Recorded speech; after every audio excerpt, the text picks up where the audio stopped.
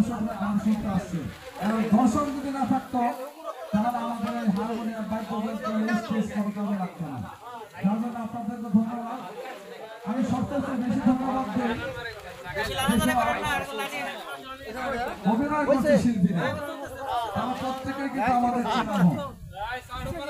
আজকে যে সুন্দরভাবে অভিনয় দেখলাম, এই অভিনয় কিন্তু শত শত টাকা দিয়ে টিকিট কেটে দেখতে হতো। আজকে তারা আমাদের বাড়ির পাশে থাকে বিধায় আমাদের কাছে মূল্য কম, কিন্তু অভিনয় আমার অনেক ভালো লেগেছে। সেই সাথে ভালো লেগেছে যারা বাদ্যযন্ত্র বাজাচ্ছে, সেই পুরানো দিনের হারানো দিনের গানের মতো আমাদের প্রত্যেকটি মানুষের মনে দোলা দিয়ে যাচ্ছে তাদের এই বাজনা, তাদেরকেও কৃতজ্ঞতা প্রকাশ করছি। আর সেই সাথে বলবো 29শে মে রোজ বুধবার নির্বাচন।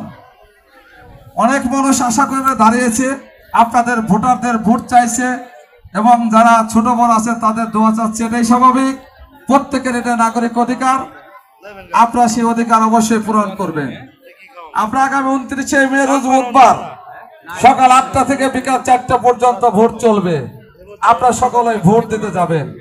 ভোট হবে ইভিএম এর মাধ্যমে এবং সকলেই অবশ্যই ভোটার আইডি কার্ড সাথে নিয়ে যাবেন। যদি আপনাদের ইভিএম এ ভোট দিতে কষ্ট হয়, প্রয়োজনে আপনি আগের মতো সিল দিয়েও দিতে পারবেন। ভোটার কার্ডটি কিন্তু আপনাদের জন্য অত্যন্ত জরুরি। ভোটার কার্ড নিয়ে গেলে হারাবেন না, অবশ্যই সাথে নিয়ে আসবেন। এটা কিন্তু আপনারা আপনাদের পরবর্তী ছেলে মেয়েদের জন্য বিশেষ দরকার। আপনাদেরকে অনুরোধ করব, সকলেই বুধবার দিন সকাল 8টা থেকে ভোট কেন্দ্রে যাবেন।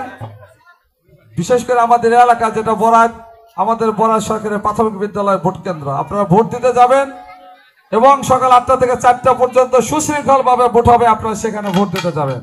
আপনারা দেখছেন শেখ হাসিনার নেতৃত্বে বাংলাদেশ পরিচালিত হচ্ছে কিভাবে। প্রত্যেকটি পুরুষের সাথে সাথে মা বোনদের অধিকারও ফিরিয়ে দিচ্ছে। একটু আগে বক্তব্য দিলেন আমাদের মুন্নি আফা, তিনি বললেন তার ভোট চাইলেন। এটাই হচ্ছে শেখ হাসিনার বাংলাদেশ। নারী এবং পুরুষদের সমান অধিকার দিয়েছে, এটাই প্রমাণ করেছে আপনাদেরকে। প্রত্যেক নারীরাও আপনাদের এই নির্বাচনে অংশগ্রহণ করতে পেরেছে। আপনারা পিছিয়ে নাই, আপনারা নারীরাও সমান অধিকার ভোগ করতে পারছেন। যার জন্য শেখ হাসিনা সরকারকে আমরা ধন্যবাদ দেই। ধন্যবাদ দেই আমাদের সাঁথিয়া মানিকগঞ্জের উন্নয়নের উপকার আল্লাহ জাহিদ মালিক স্বপনকে। তিনি আপনাদেরকে নিয়ে সাথে আছে, আপনাদেরকে পাশে রাখেন এবং যে কোনো কাজে আমাদেরকে সম্পৃক্ত করে। তার কঠিনভাবে নির্দেশ, এলাকার যতগুলো অনুষ্ঠান হবে, ওয়াজ থেকে শুরু করে গান বাজনা হচ্ছে মানুষের মনের খোরাক। তোমাদের পাশে থেকে কাছে থেকে অতন্ত্র প্রহরীর মতো পাহারা দিতে হবে। যার জন্য আপনাদের কাছে আপনাদের একজন ভলান্টিয়ার হিসেবে আপনাদের পাশে আছি। আপনাদের যত সুবিধা অসুবিধা ভালো মন্দ দেখার জন্য আমরা আছি জাহিদ মালিকের নেতৃত্বে। যার জন্য সামনে যেহেতু ভোট, সবাই ভোট চাবে। আমরা আপনাদের মঙ্গল চাই, আপনাদের ভালো চাই। আপনাদের প্রত্যেকটি ছেলে মেয়ে যাতে সুস্থ থাকে, সুশিক্ষায় শিক্ষিত হয়ে একটি সুন্দর সমাজ, একটি সুন্দর একটি ইউনিয়ন গঠন করতে পারে, আমরা সেই দোয়া চাই। যার জন্য আমরা যদি সুন্দর পরিবেশ করতে চাই, তাহলে অবশ্যই রাজনীতিতে উপজেলা চেয়ারম্যান সহ এমপি সহ একটি ভালো মানুষ হতে হবে, যিনি দুর্নীতি করে নাই, যিনি কালো বাজারি করে নাই, যারা থানার দালালি করে নাই, তাদেরকে আমরা এখানে দেখতে চাই। যার জন্য আমরা বলবো, আপনাদেরকে নিয়ে খেলা করবে, আমরা তা প্রশ্রয় দিব না। জনগণ স্বচ্ছ মানুষ চায়, ভালো মানুষ চায়। যার জন্য আমাদের মাননীয় স্বাস্থ্যমন্ত্রী, সাবেক স্বাস্থ্যমন্ত্রী আলহাজ জাহিদ মালিক স্বপন সকলের মধ্যে একজন প্রার্থীকে বেছে নিয়েছে, যার বাড়ি সাটুরিয়া প্রপারে, সাটুরিয়ার বাজারের মাঝখানে যার বাড়ি, তিনি দীর্ঘদিন আওয়ামী লীগের নেতৃত্বের সাথে জড়িত, যিনি কয়েকবার হজ করে আসছে, সেই আলহাজ গোলাম হোসেন, যিনি মন্ত্রী মহোদয় সকলকে অনুরোধ করেছে যে তার মার্কা হচ্ছে আনারস। তার মার্কায় আগামী বুধবার সকাল থেকে সন্ধ্যা পর্যন্ত ভোট প্রদান করবেন এবং তাকে আমরা বিজয়ী হিসেবে দেখতে চাই। যার জন্য আমি বলতে চাই, আপনারা আমার মা বোন, আমার মুরব্বীরা রয়েছে, আপনারা অত্যন্ত আমার কাছের মানুষ। আপনারা যখন ডাকেন চেষ্টা করি আপনাদের পাশে থাকার জন্য। যার জন্য আপনাদেরকে যেতে হবে না, আপনাদের সুবিধা অসুবিধা দেখার জন্য আমরা আছি। আমাদেরকে বিশ্বাস করে ভালোবেসে বুধবার দিন অবশ্যই আনারস মার্কায় ভোট দেবেন। আপনাদের সকলের কাছে আনারস মার্কায় ভোট চেয়ে এবং তাকে 29 তারিখে জয়যুক্ত করবেন, এই আশা ব্যক্ত করে আপনাদের সকলের সুস্বাস্থ্য কামনা করে, আপনাদের ছেলে মেয়েদের দীর্ঘ কামনা করি। বাল্য বিবাহ থেকে মুক্ত থাকবেন, মাদকাসক্ত থেকে মুক্ত থাকবেন, একটি সুন্দর গ্রাম গড়ব এই আশা ব্যক্ত করে আবার আনারস মার খায় ভরছি। আমি আমার বক্তব্য শেষ করছি। জয় বাংলা, জয় বঙ্গবন্ধু, বাংলাদেশ।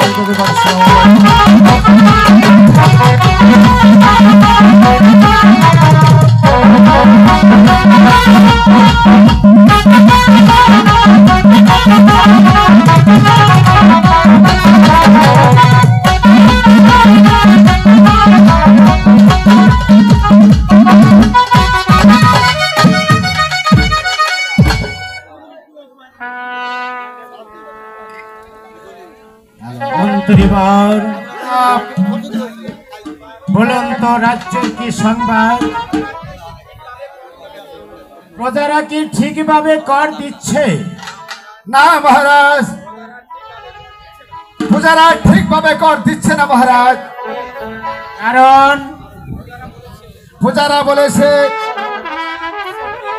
আমরা ইচ্ছা করে এ কর দিব না। কি বলছেন মন্ত্রীবর? এর কারণ কি? এই প্রজারা বলেছে আমরা এই অলক্ষণীয় রাজার আদেশ আমরা কখনো মানব না মহারাজ, আর রাজ করা দিব না। না, কার এত বড় সাহস তেমন নামে বিদ্রোহ করে তাকে আমি ধরিয়ে আজকে মারবো। বলুন বলুন, প্রজারা কি চায়? এই প্রজারা বলেছে আবার আপনি দ্বিতীয় বিবাহ। আপনার সামনে আমি রানী রাজলক্ষ্মীর গায়ে স্পর্শ করে বলেছি আমি আর দ্বিতীয় দ্বার গ্রহণ করব না। আমার প্রজারা কি করে আপনার সামনে সাহস পায়? ক্ষমা করবেন মহারাজ, ক্ষমা করবেন।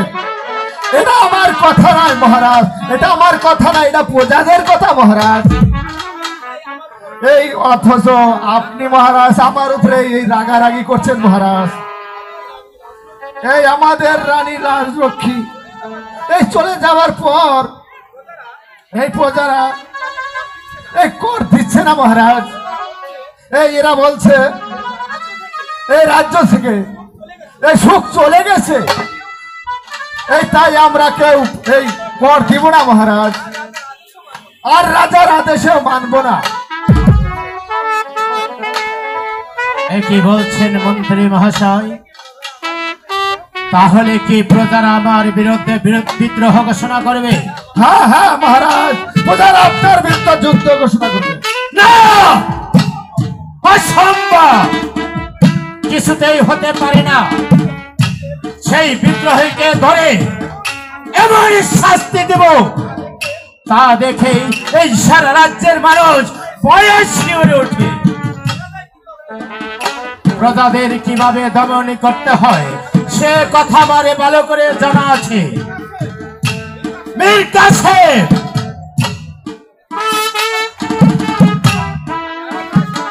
আমি আড়াল থেকে সবে শুনেছি মহারাজ এই মন্ত্রীর ষড়যন্ত্রের কথা। একদিন রানী রাজলক্ষ্মী আমাকে রাস্তায় থেকে কুড়িয়ে এনে সেনাপতিপদে স্থান দিয়েছিল, তাই তার সাথে আমি কথা দিয়েছি আপনাকে দ্বিতীয় দ্বার গ্রহণ করতে দেওয়া। আর মন্ত্রী জয়ন বাহাদুর, আমি আপনাকে একটি কথা শুনতে দিচ্ছি, আমার যদি মহারাজের সেই বিবাহের কথা তুলে ধরে তাহলে বলবে এই পৃথিবীর সবাই ক্ষমা করবে, এই সেনাপতি মুসলিম ক্ষমা করবে না। যাও পড়া এই মীর কাসেম এই হয়তো আমাকে শুধু শুধু এই মহারাজ দোষারোপ করছে মহারাজ। এই আমি এখন কোথায় যাব মহারাজ? ঠিক আছে মীর কাসেম, আমার আপন দোলাল আস্তে আস্তে বড় হয়েছে, তাই ওদেরকে সুশিক্ষায় শিক্ষিত করে মানুষের মতো মানুষ করে গড়ে তুলতে এই মুহূর্তে তুমি আপন দোলালকে স্কুলে ভর্তি করে দাও। মীর কাসেম, আপনি যখন আমাকে আদেশ করেছেন তাহলে আর বিলম্ব নয়, এই মুহূর্তে আমি আপনার দুলালকে নিয়ে চলে যাব সেই মাস্টারের বাড়িতে। আমি আপনার দুলালকে দেখে তার কাছে নেবো, আপনার দুলালকে দেবো দেখা বসকে মানুষের মতো মানুষ করতে পারে। বেশ, চলে এসো মন্ত্রীবর।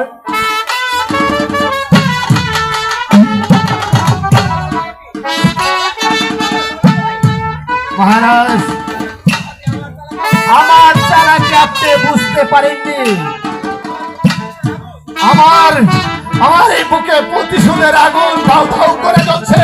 আমি আবার আপনাকে দ্বিতীয়বার এই বিবাহ করাবো, তবে আমার নাম বাহাদুর।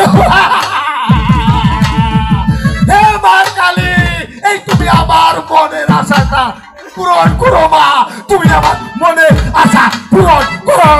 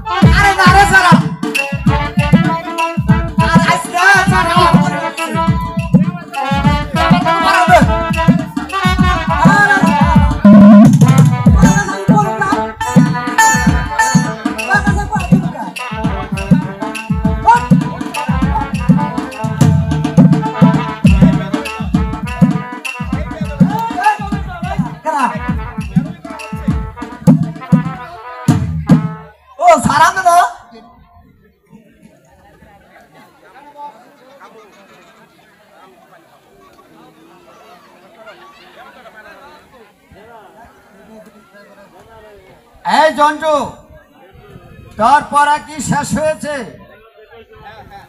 হ্যাঁ হ্যাঁ সব মুখস্থ করে আইছি। বেশ।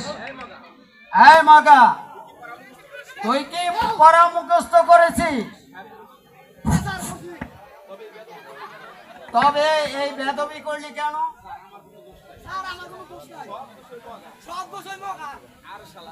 আরে বেদব, আরে শালা আর কথা বলো। এখানে বস। স্যার এই বেদব,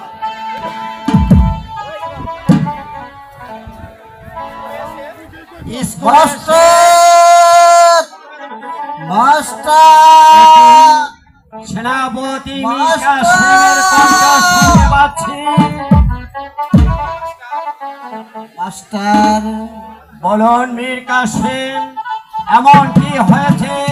আমি আপনার সঙ্গে আপন দুলালকে কেন দেখতে পাচ্ছি?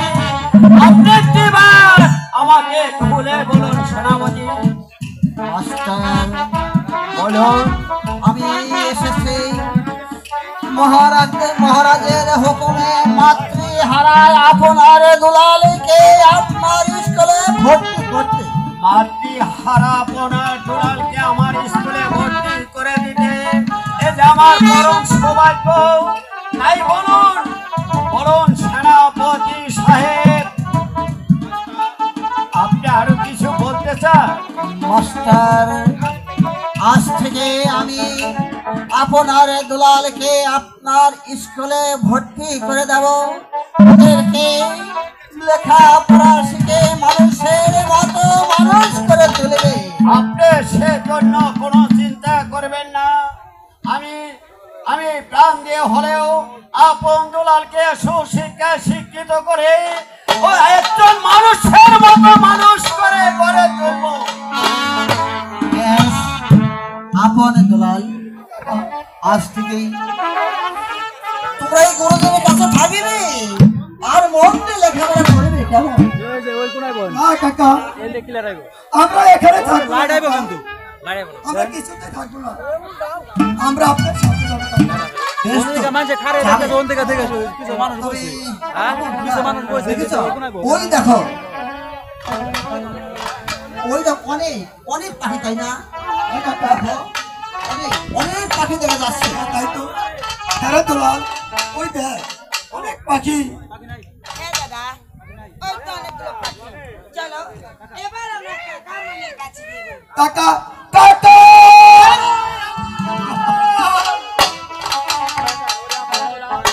ওরে আপন দুলাল, এখন থেকে আজকে তোদেরকে যে লেখাপড়া শিখে একজন মানুষের মতো মানুষ হতে হবে। তোরা এভাবে ভেঙে পড়লে চলবে না রে। তাদের অনেক শিক্ষা শিক্ষিত হতে হবে।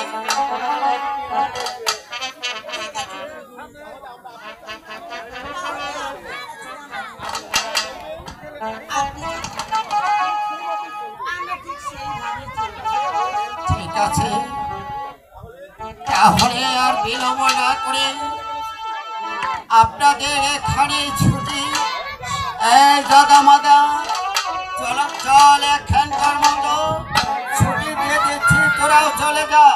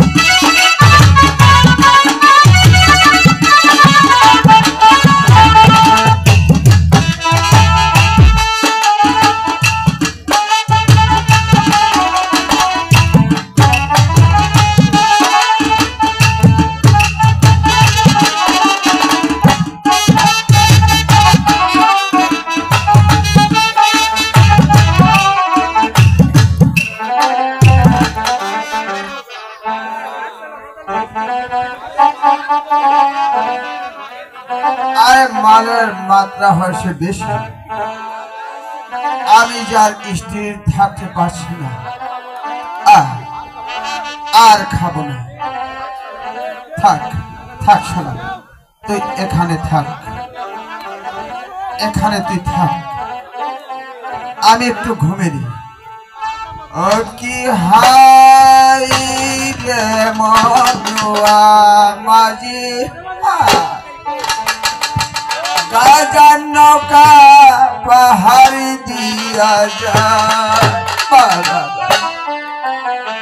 ও কি হাই রে মনুয়া মাঝি, গাজার নৌকা পাহাড়ি দিয়া যায়।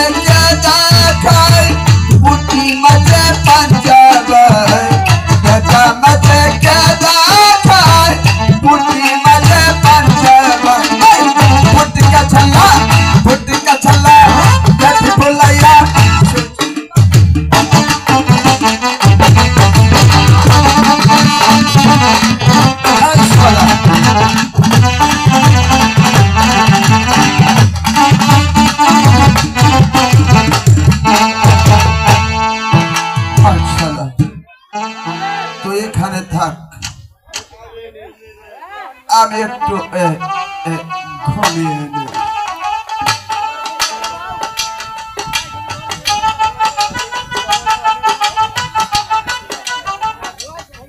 বাহ, কি সুন্দর ফুল ফুটেছে।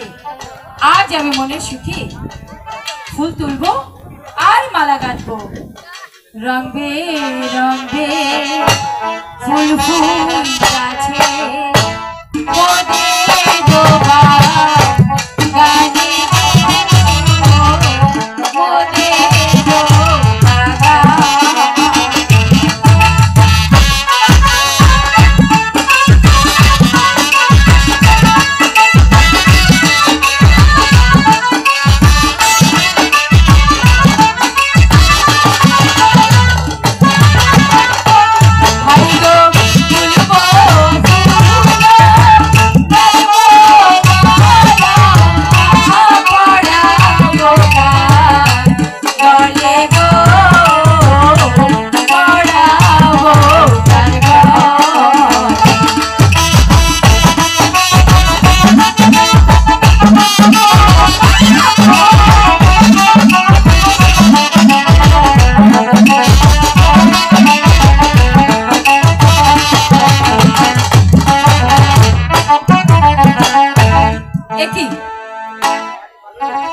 আমার বাগানে এত সুন্দর রূপ আমি আগে তো কখনো দেখিনি।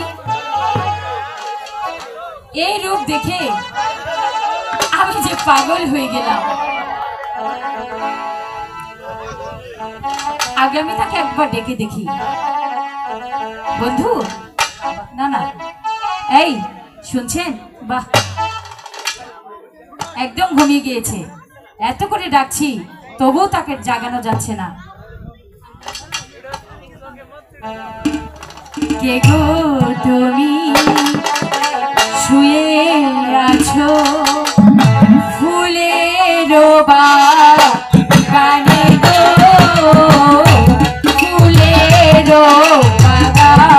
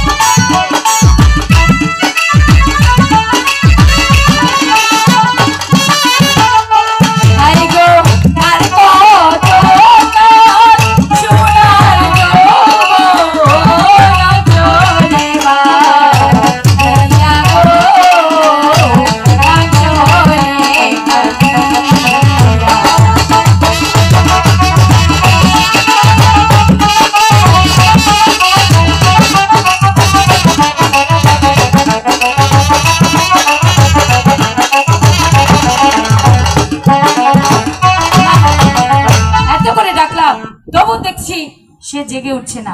ঠিক আছে, তোমাকে কেমন করে জাগাতে হয় সেটা আমার ভালো করে জানা আছে।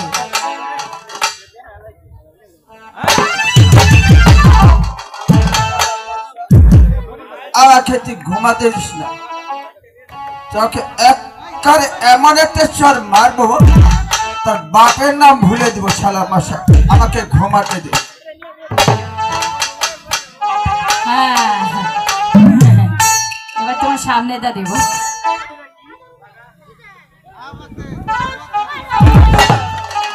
এই এই কে তুমি? এই তুমি বড় মশা? হ্যাঁ, আমি ডেঙ্গু মশা। আমি যেখানে কামড় দেই সে জায়গা ফুলে যায়। কে কে কে তুমি? আমি তোমাকে চিনতে পারছি না। আমি কে? হ্যাঁ, তুমি কে? আমার নাম শুনলে তুমি ভয়ে পালিয়ে যাবে না আরে তো? না, আমি ভয়ে পালিয়ে যাব না। বলো বলো তুমি কে? আমার নাম হচ্ছে চন্ডা দেবী। এই, আমি পালাই পালাই। না, এই দাঁড়াও, পালাচ্ছ কেন? আমার নাম শুনে তুমি পালিয়ে যাচ্ছ? আমি তো আগেই বললাম তুমি ভয়ে পালিয়ে যাবে না তো? তাহলে আমার নাম কি তুমি জানো? আমি তো তোমার নাম জানি না।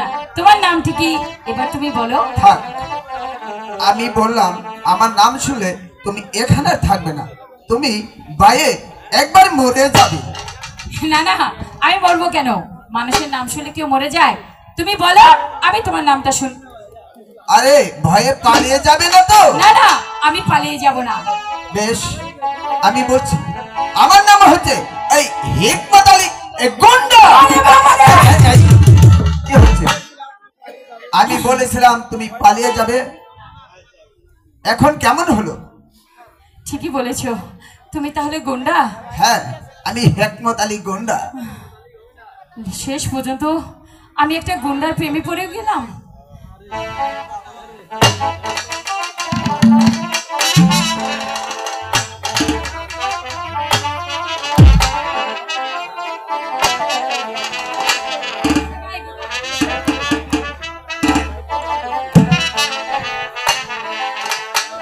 যেও না যেও না, যেও না রে বন্ধুয়া, যেও না যেও না, যেও না রে বন্ধুয়া, বলো না যাই যাই যাই,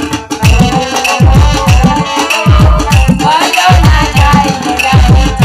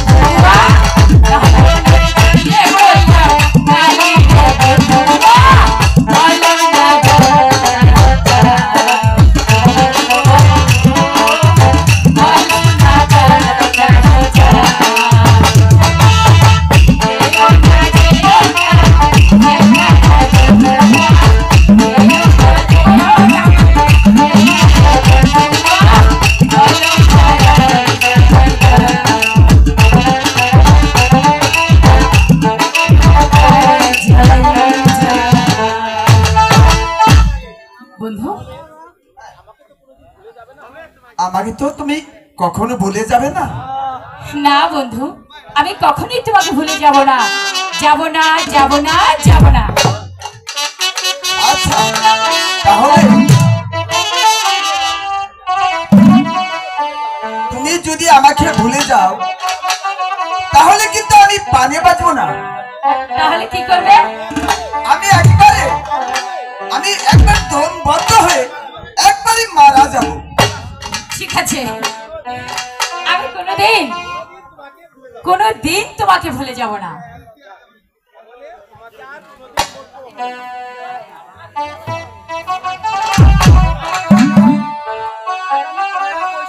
আগামী পহেলা বৈশাখ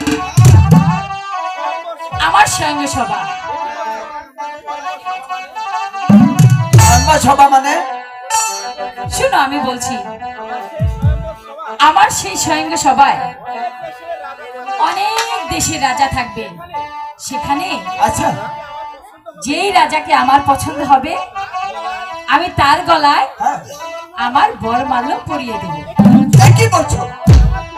তাহলে আমার কি হবে? কেন? আমি তোমাকে আমার সঙ্গে করে নিয়ে যাব। আমি যেখানে যাব তোমাকে আমার সঙ্গেই নিয়ে যাব। ঠিক আছে, তুমি কিন্তু আমাকে ছেড়ে চলে যেও। কখনোই যাব না বন্ধু। সাগরের মতোই গভীর, আকাশের মতোই অসীম, আমার এই প্রেম আমি তোমাকে দিলাম। তোমারই আছি আমি, তোমারই ছিলাম। তোমারই আছি আমি, তোমারই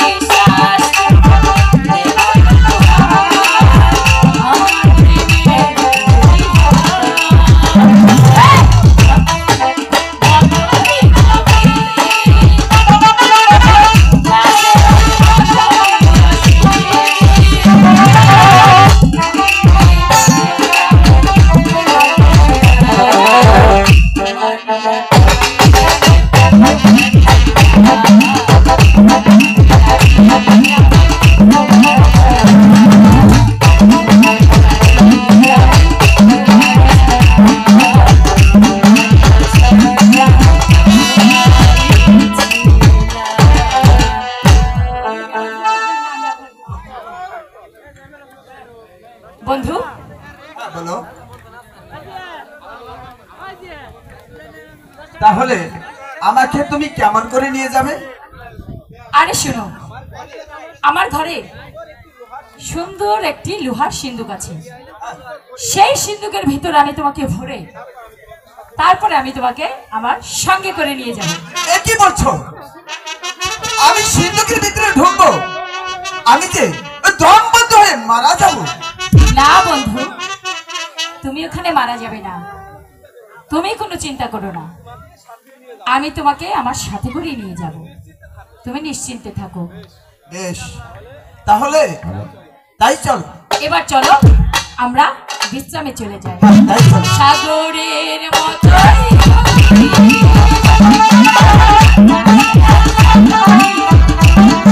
সম্মানিত সুধী, আসসালামু আলাইকুম।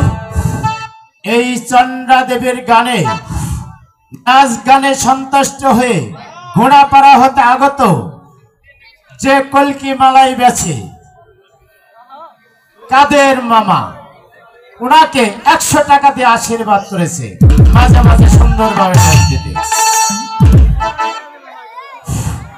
হ্যালো প্রিয় দর্শক শ্রোতা, আমাদের আজকের এই অনুষ্ঠানের নায়ক এবং নায়িকার ভূমিকায় এই গানে এবং সুর ছন্দে সন্তুষ্ট হয়ে আমাদের সাভার থেকে আগত নিরঞ্জন দা, 4 নং ওয়ার্ডের এই সেক্রেটারি নিরঞ্জন দা, ওনাদের গানে সন্তুষ্ট হয়ে 100 টাকা দিয়ে আশীর্বাদ করলেন।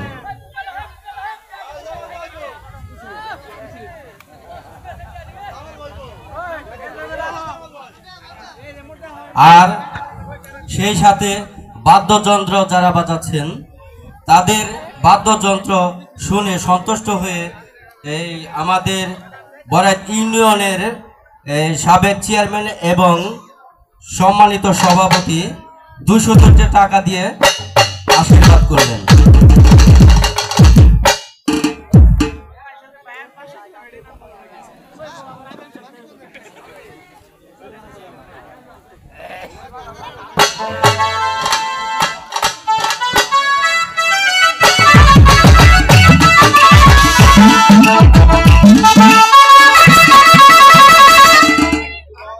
মন্ত্রীবর রানী রাজলক্ষ্মী চলে যাবার পর আমার এই মনটা যে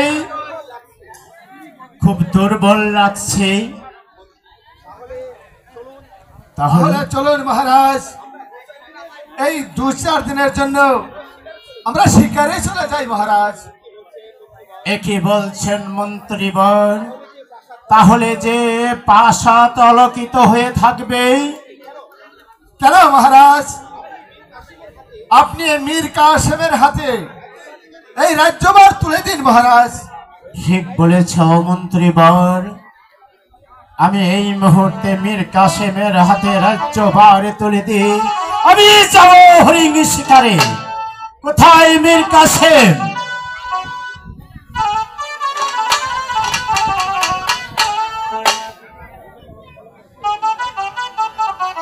কি জন্য আমাকে তলব করেছেন জাহাপনা? সেনাপতি মীর কাসেম, আমি 2-4 দিনের জন্য হরিণ শিকারে যাব, তাই রাজ্য পরিচালনা করার দায়িত্ব আমি তোমার হাতে তুলে দিব। একে বলছেন জাহাপনা? আমার মন বলছে এর ভিতরে রয়েছে গুপ্ত কোনো রহস্য। আপনি শুনে রাখুন মন্ত্রী জং বাহাদুর, আপনি শিকারে চলে যাবেন মহারাজকে সাথে নিয়ে, তাতে আমি আপনাকে বাধা দেব না। শিকারের ছল না করে সেই শিকারে নিয়ে মহারাজকে কথা চিন্তা ভাবনা করে সবাই ক্ষমা করলেও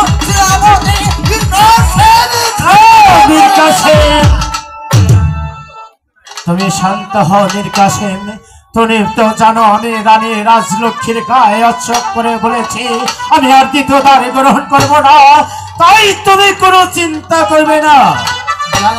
আমি তোমাকে অনেক বিশ্বাস করি বলে আমি এই রাজ্যভার আমি তোমার হাতে তুলে দিতে যাচ্ছি, তাই শিকারে যাওয়ার ব্যবস্থা করো।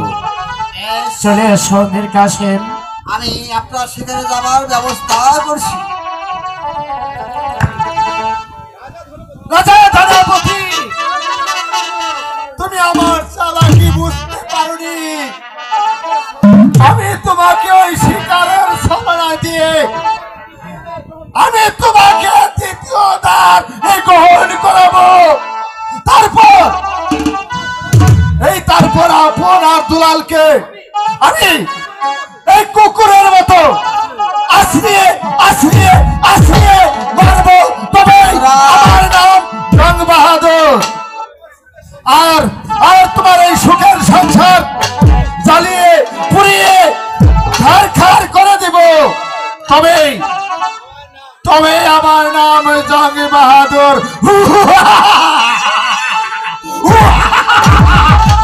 কালী, তুমি আমার মনের আশাটা পূরণ করো না, আমি তোমাকে জুড়া পাঠা দিব।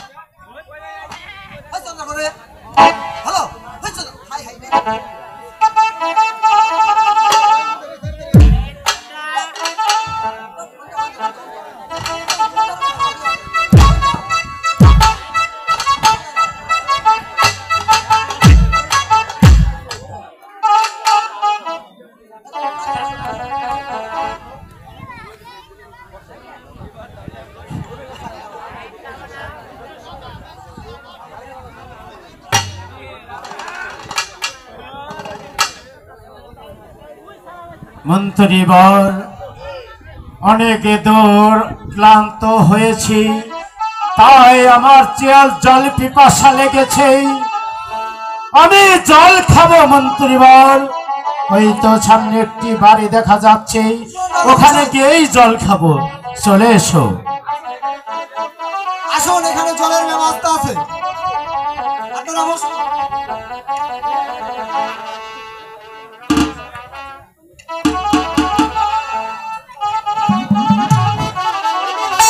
একই মন্ত্রীবর,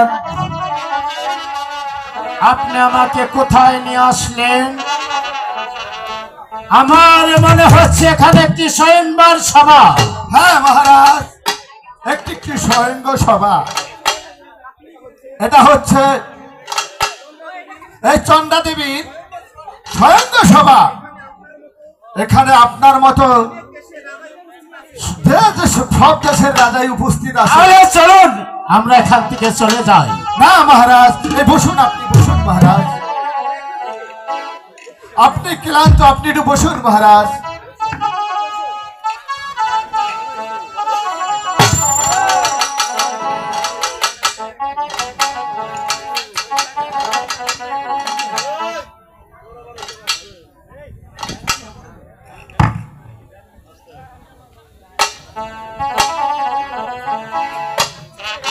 সখী, তোরা বলতে পারিস এখানে কোন কোন দেশের রাজা আছে?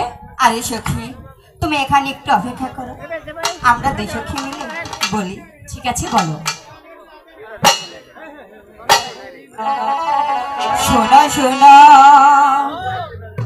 রাজকন্যা, বলি যে তোমারে গো, বলি যে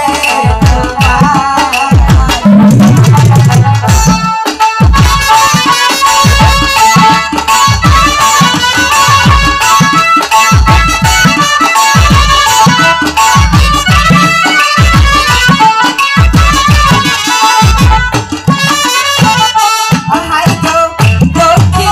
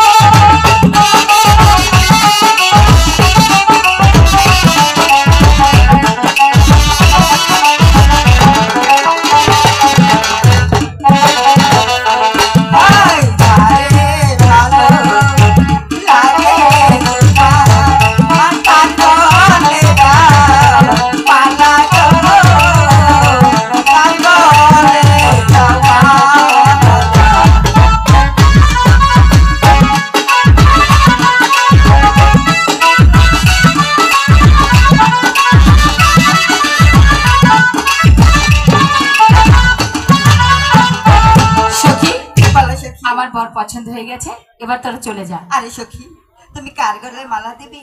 আমরা না দেখে চলে যাব। ঠিক আছে, তাহলে তোমরা বসো।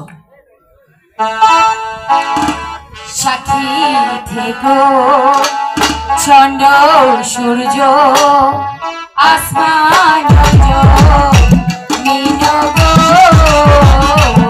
আসমান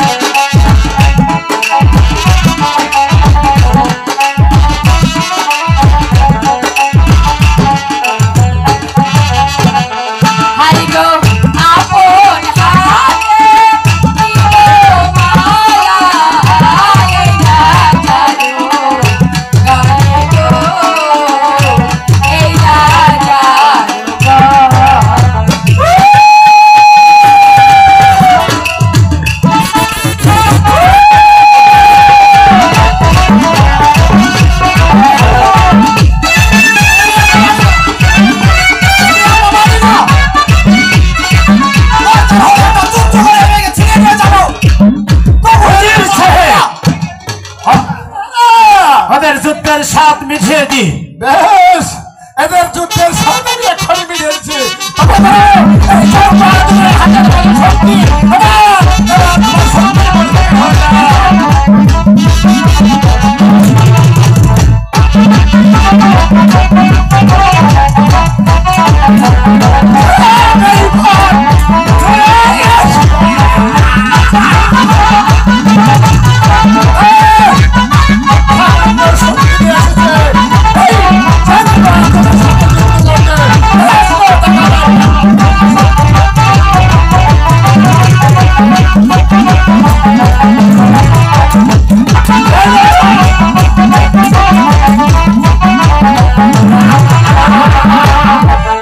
সামান্য শক্তি নিয়ে এসেছে এই মির্জান বাহাদুর।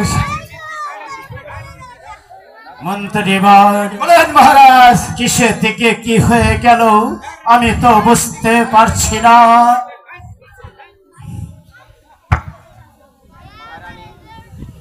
মহারানী,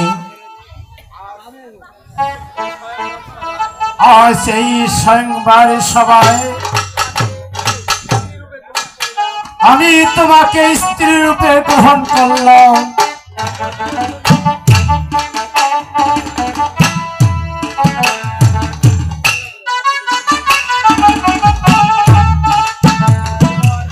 মন্ত্রী মহারাজ,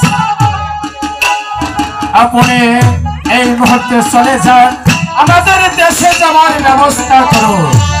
বেশ, ঠিক আছে মহারাজ, আমি তাই যাচ্ছি মহারাজ, আমি তাই কাছে চলে আসুন মহারাজ।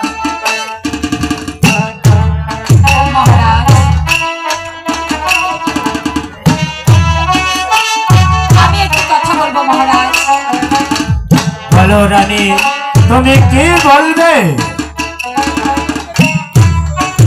মহারাজ, আমার একটা জিনিস রয়েছে। কি জিনিস রয়েছে রানী? আমার ছোটবেলা খেলার একটি সিন্ধুক রয়েছে, আমি সেটাকে আমার সঙ্গে করে নিয়ে যেতে চাই। তুমি আমাকে হাসালে রানী।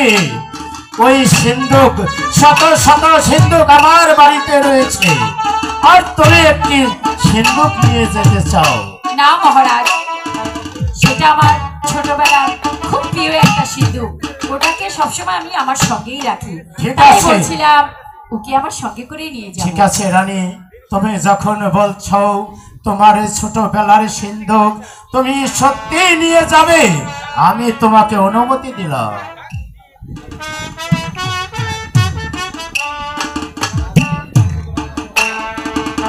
ঠিক আছে রানী, চলো আমরা দেশে যাওয়ার জন্য ব্যবস্থা করে দিই। চলে এসো। ঠিক আছে, চলুন।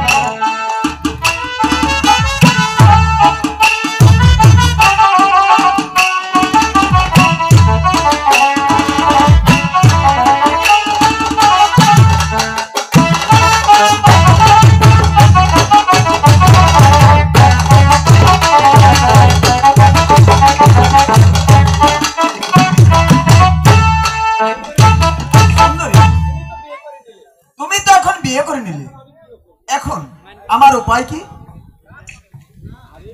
আরে বন্ধু, উপায় আছে। আমি তো তোমাকে আমার সঙ্গে করেই নিয়ে যাব। আমাকে কেমন করে নেবে?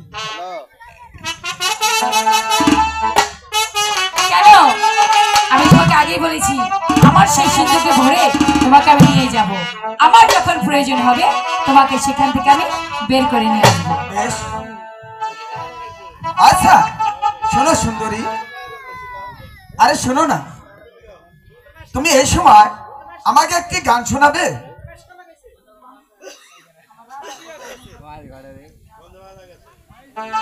ওরে বন্ধু মায়া লাগাইছে, প্রীতি শিখাইছে, দেওয়ানা বানাইছে, জাদু করিয়া বন্ধে মায়া লাগাইছে। ও বন্ধে মায়া লাগাইছে, প্রীতি শিখাইছে,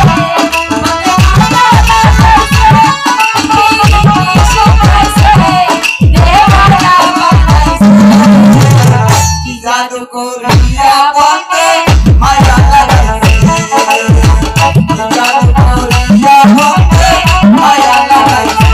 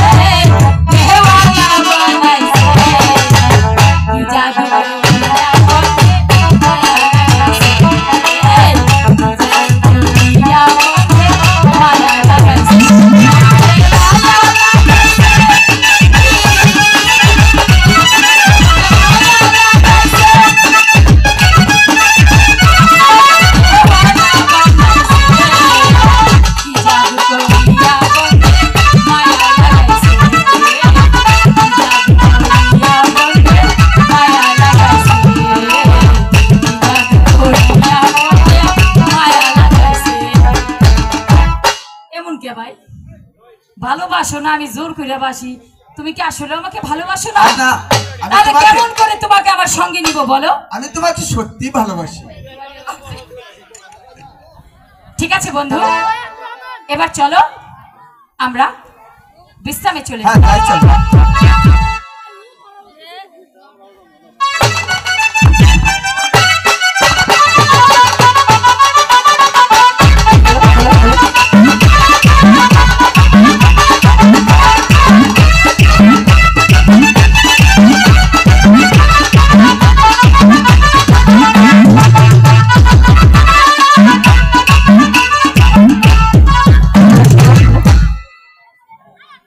বাহ, এত সুন্দর করে এই প্রাসাদটা কে সাজিয়েছে? কি দেখছো রানী? মহারাজ, আমি দেখছিলাম এই প্রাসাদটা এত সুন্দর করে কে সাজিয়েছে? এই প্রাসাদ সাজিয়েছে রানী রাজলক্ষ্মী। রানী রাজলক্ষ্মী? হ্যাঁ রানী। কে সেই রাজলক্ষ্মী? আমার আমার আপনের দোলালের মা, সেই সেই রানী রাজলক্ষ্মী ওই পরপারে চলে গিয়েছে। তার নিজ হাতে এই প্রাসাদ সাজিয়েছে। তাহলে রাজার দুটি ছেলেও রয়েছে? কি ভাবছো রানী? না, কিছু ভাবছি না। আমি বলছিলাম কি, আপন আর দুলাল ওদেরকে আপনি যদি একটু প্রাসাদে নিয়ে আসতেন তাহলে আমি ওদেরকে দেখতাম। ওরা এখন কোথায় আছে?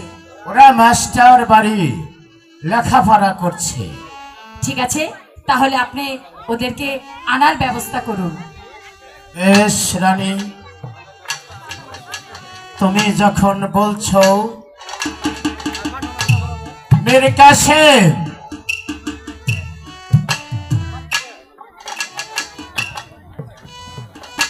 একই একই ঝাপনা আপনার পাশে মেয়েটিকে মেরে কাছে গিয়েছিলাম ওই হরিণের শিকারে। হঠাৎ করে জল পিপাসায় একটি স্বয়ংবর সভায় উপস্থিত হয়ে বাক্য প্রাণ দোষে আমার গলে বলমাল্য পড়ে গেল। আমি কিছুই বুঝতে পারলাম কে না। বলছেন ঝাপনা? আপনি কি ভুলে গেছেন আপনার সেই অঙ্গীকারের কথা? না মেরে কাছে রানী রাজলক্ষ্মীর গায়ে স্পর্শ করে বলেছিলেন আপনি কোনদিন দিতে দ্বার গ্রহণ আমি করবেন না। কিছুই বুঝতে পারলাম না মেয়ের কাছে। কি হতে যে কি হয়ে গেল আমি কিছুই বুঝতে পেলাম না। দেখো ভাই, মেয়ের কাছে আমি কি আপন দুলালের মা হতে পারবো না? আমি তো মায়েরই জাত, আমি মায়েরই মতো আদর স্নেহ দিয়ে আমি ওদেরকে কোলে করে নেব। বেশ, আমিও আপনাকে বোনে বলে শ্রদ্ধা করব, কিন্তু একটি কথা আমি আপনাকে স্মরণ করে দিচ্ছি, সেই আপন দুলালকে যদি আপনি সন্তানের মতো বুকে টেনে নিতে পারেন ভালো, আর যদি সেই আপন দুলালের দিকে আপনি একটিবার সেই কুদৃষ্টিতে তার চেষ্টা করেন, তাহলে মনে রাখবে যে 30 কোটি দেবতা ক্ষমা করতে পারে। এই বীর কাছে ক্ষমা মেয়ের কাছে তুমি নিশ্চিন্তে থাকো। তুমি মাস্টারের বাড়ি গিয়ে আপনার দোলালকে নিয়ে এসো ভাই। বেশ, এই মুহূর্তে আমি চলে যাচ্ছি মাস্টারের বাড়িতে। আমি মাস্টারের বাড়িতে চলে গিয়ে আমি আপনার দুলালকে আপনার সাথে হাজির। রানী রাজলক্ষ্মী, বলুন মহারাজ। মহারানী মরার পর আমি যে অনেক কষ্টে আছি, আমার যে মন ভালো নেই, তাই আমি এখন কি করব রানী? তুমি আমার মনটা একটু ভালো করে দাও রানী। ঠিক আছে মহারাজ, আপনি এখানে বসুন।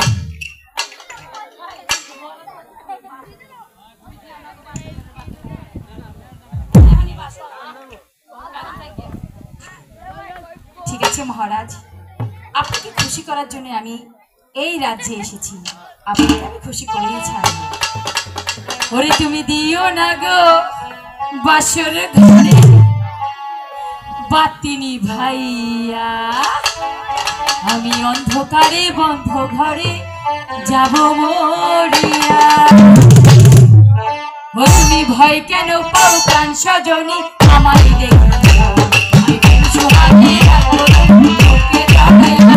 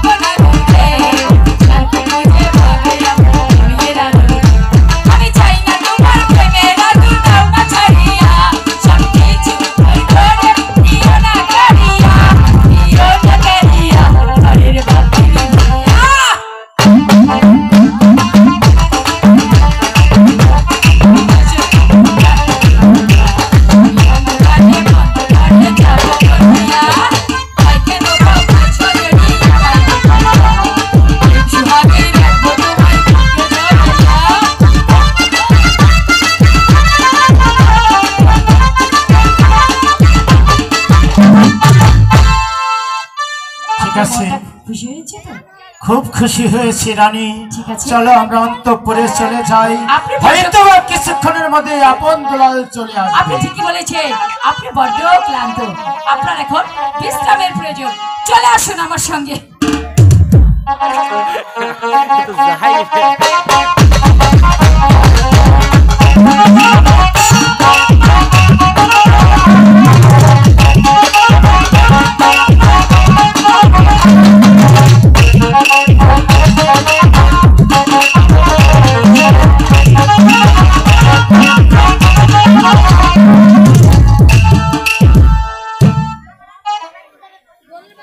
গুরুজি, আজ কত দিন হলো আমাদের টাকা গুরুজি ওরে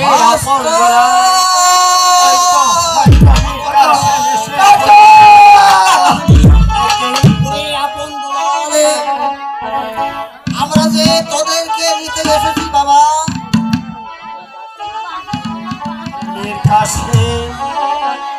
হঠাৎ কেন তুমি আমার কাছে ছুটে আসলে আপন দুলালকে নেওয়ার জন্য?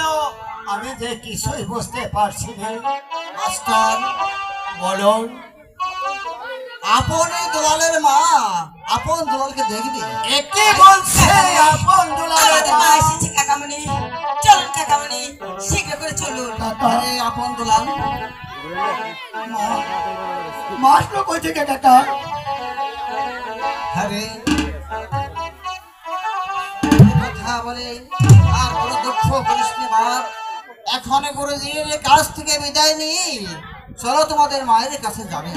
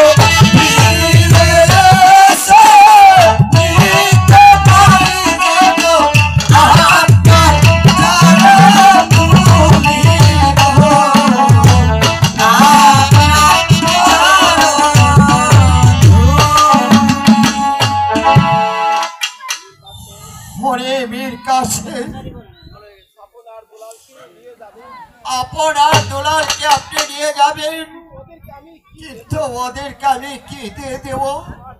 আমাকে দেওয়ার মতো আর কিছুই না। বাবা আপন গুরুজি, আমি তোকে বিদায় দেওয়ার সময় আমার এই গায়ের চাদর খানা আমি তোকে দিয়ে দিচ্ছি বাবা। গুরুজি, গুরুজি, গুরুজি, আপনি আশীর্বাদ করবেন গুরুজি। হ্যাঁ রে বাবা, আপনার দেওয়ার এই চাদরখানা, এই চাদরখানার মান যেন আমি রাখতে পারি গুরুজি, আমি যেন রাখতে পারি। গুরুজি, বল বাবা দুলাল। দাদাকে তো চাদর দিলেন, আমাকে তো আপনি কিছুই দিলেন না। ওরে বাবা দুলাল, তুই দুঃখ করিস নে বাপ, আমি তোমাকে প্রাণ ভরে আশীর্বাদ করে দিচ্ছি। ওই ভগবান যেন তোমাদেরকে চির সুখী করে, চির সুখী করে বাবা। ঠিক আছে গুরুজি, আপনার আশীর্বাদ মহামূল্যবান আশীর্বাদ। এই চাদরের চেয়ে অনেক মূল্যবান জিনিস আপনি আমাকে দিয়েছেন, আমি খুব খুশি হয়েছি গুরুজি। আপনি দোয়া করবেন আমরা যেন আমার মায়ের সঙ্গে অনেক ভালো থাকি। বেশ, আমি তাই করে দিচ্ছি। সেনাপতি মীর কাসেম মাস্টার, আপন দুলাল দুটি ভাইকে তুমি নিয়ে যাও, আর মাকে দেখে আবার আমার কাছে তুমি এনে পৌঁছে দেবে। তাই হবে মাস্টার। এই মুহূর্তে আপন দুলালকে ওদের মায়ের কাছে নিয়ে যাও। ওই আপন দুলাল, আর বিলম্ব কেন? এই ভাই মুহূর্তে গো ফিরে এসে নিতে পারছি না, আপনার চরণ ধুলি গো, আপনার চরণ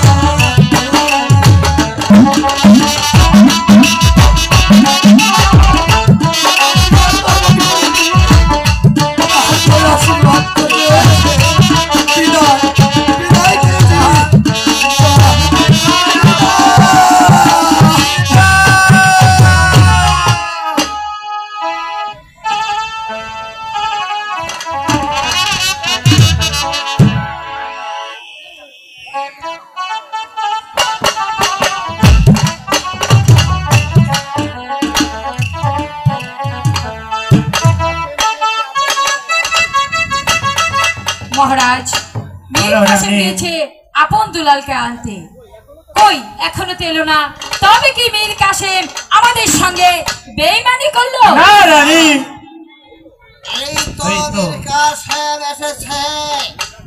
মীর কাশেম কোনোদিন ফাঁকি দিতে পারে না।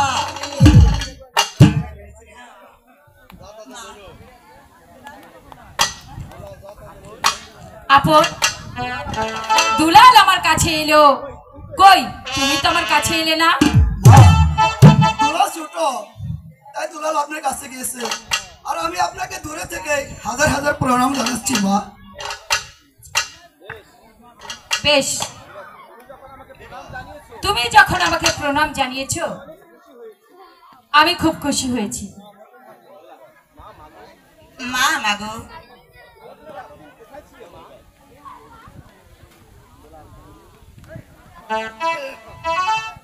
মা মাগো, বলো বাবা। তুমি আমাদেরকে রেখে এতদিন কোথায় ছিলে? মীর কাশেম, মহারাজ, চলো আমরা বাহিরে চলে যাই, ওনার মায়ের কাছে সুখ দুঃখের গল্প করো। বেশ, তাই চলুন মহারাজ, তাই চলুন। দুলাল, আমি বলো বলছি দাদা। কি, তুই একটু মায়ের কাছে থাক, আমি একটু ফুল বাগান থেকে ঘুরে আসি। ঠিক আছে দাদা। ঠিক আছে?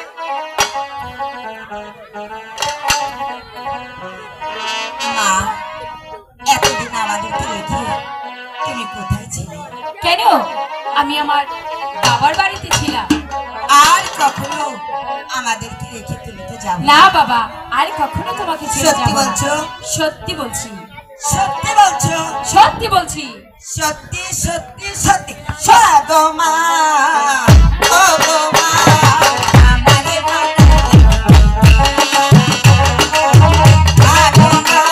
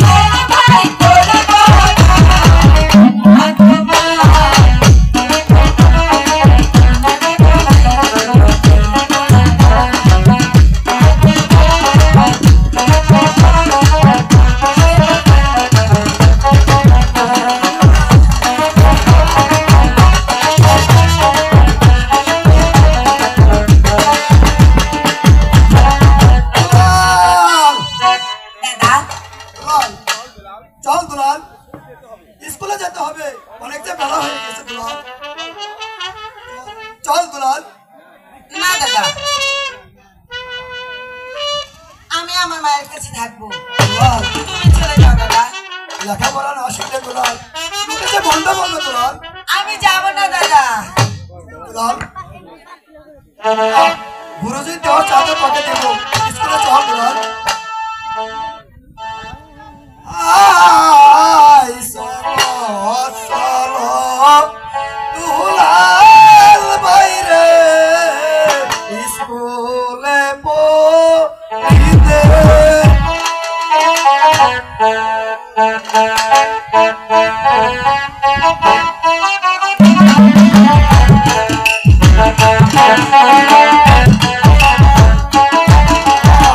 আই চলো চলো দুলাল বাইরে স্কুলে পড়িতে।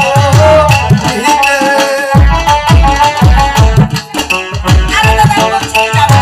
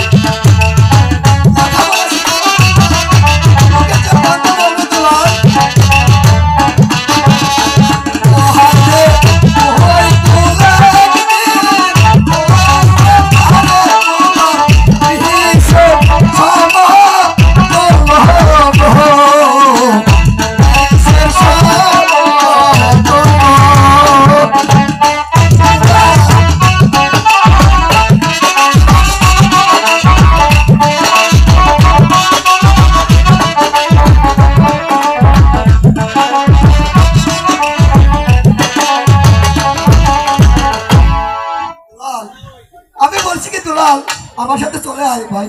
আরে দাদা, আমি বলছি তো যাবো না। তোমার জন্য মা আমার তার কোল থেকে ফেলে দিয়েছে।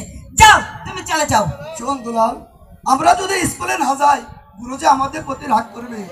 আরে আমি বলছি তো যাবো না। গুরুজিকে যে আমরা কথা দিয়ে এসেছি রে ভাই।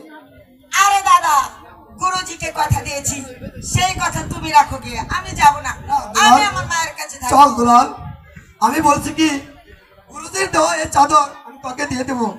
আমাকে তুমি চাদর দেবে হ্যাঁ, দাদা? দেবো। ঠিক আছে, তাহলে তুমি আমাকে চাদরখানা দিয়ে চলে দিচ্ছি এসো। দুলাল। ঠিক আছে। দুলাল, আমি বলছিলাম ভালো ভালো চলে আয়, এখন তুই ভালো ভালো গেলি না। আমরা যে গুরুর কাছে না গেলে গুরুজি অনেক রাগ করবে। মামনি, আমাকে চাদরখানা কেমন মানিয়েছে? খুব সুন্দর লাগছে। সত্যি। এই দাদা, তুমি এবার চলে যাও, আমাকে চাদরখানা খুব সুন্দর দেখা ঠিক আছে, আমি চলে যাচ্ছি, কিন্তু তোকে সাথে নিয়ে যাচ্ছি দুলাল। আয় চলে আয়, আয় বলছি আয়।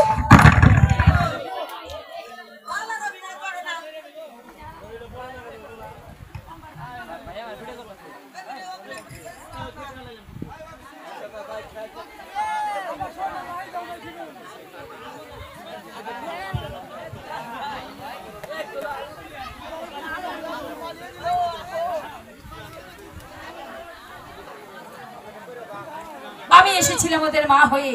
ওরা যখন আমাকে মা হয়ে সংসারে থাকতে দিবে না, তাহলে ওদেরকে আমি দেখিয়ে দিব বিমাতা